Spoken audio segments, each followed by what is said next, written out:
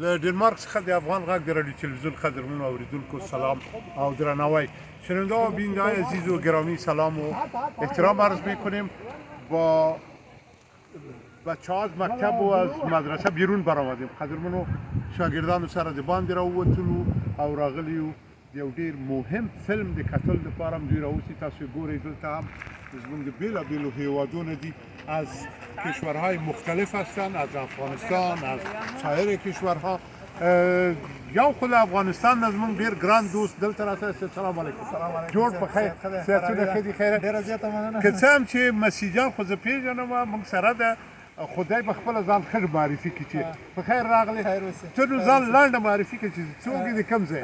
ډېره زیاته مننه یوسف جانه.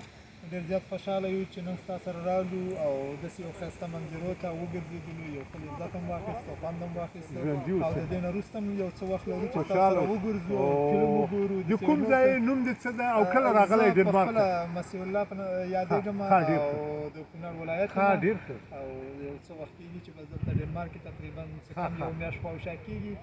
نو دغه اول ځل دی چې بس تاسو سره ګرځو، د دې ځایونو خوند اخلو. بیننده‌های عزیز و گرامی می‌بینیم که شاگردها خوش است. امیدوار هستم جواب بگیرن، دوی قبول شی او لخیر در خپل مشکلات هم حل شی. یکی از افغانای عزیز ما اینجا است، تشریف دارن. سلام علیکم. سلام علیکم. صحت شما چطور هستید؟ صحتتون خوب است؟ میشه خود معرفی کنین؟ والین جانم نجیب الله امیری. نجیب جان امیری. چه وقت میشه دنمارک هستین؟ تقریبا 5 ماه. 5 ماه. آها بسیار. تاسو څونه وخت کېږي هستید دلته؟ دلته وړاندې راشئ. زما یو میاشت کېږي. یو میاشت کېږي. چطور است؟ خوب میگذره؟ واقعیت بگوین چطور از زندگیتان داخل کمپ؟ یعنی مشکلی نداریم؟ نه اگر دارین خوب بگوین که ما بفهمیم. مشکل خاص نداریم، اما یگانه مشکل چیست که مشکل اقتصادی است که با مردم زندگی میکنن در وطن که خانواده تان است. بله، در اونجا نه، کسایی که در کمپ زندگی میکنن چون اینجا هم برایشان پول پرداخت نمیشه که مثلا بذارن رفع ضرورت خودشون ضرورت دارن. شما 3 وقت نان خود دارین؟ بله. مکتب هم دارین، کلینیک و دکتر و از این قبیل گپا است. داریم. بله. خب دیگه امیدوار هستم که امی مشکل هم حل شود، یک مدد معاش براتان. یعنی خد ژوند دلته هیوادو صاحب دلته فکر کوم چې زما دپاره خو چې لکه دا یو میاشت مې وشو تقریبا تېرېږي، ډېر یو ښه خوند او ښه لذت او دا خلک ډېر قدرمن کې چې له خیره قبول شي، ټول قبول شوین. بسیار مهمه.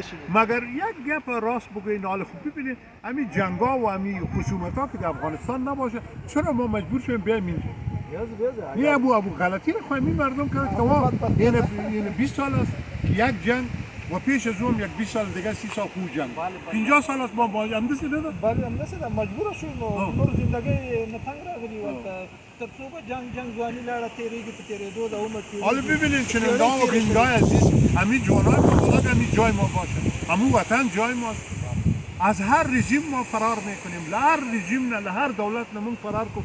دا د دې ځوانانو ته د ژوند وګوره، دا واقعا ډېر د ځورېدلو د مونږ د طالبانو د حکومت نه بل هر حکومت چې خواهش کوو چې داسې یو تعامل له خپلو خلکو سره وکړي چې نور څوک مهاجرت ته اړ نه شي. ډېره زیاته مننه تاسو نه.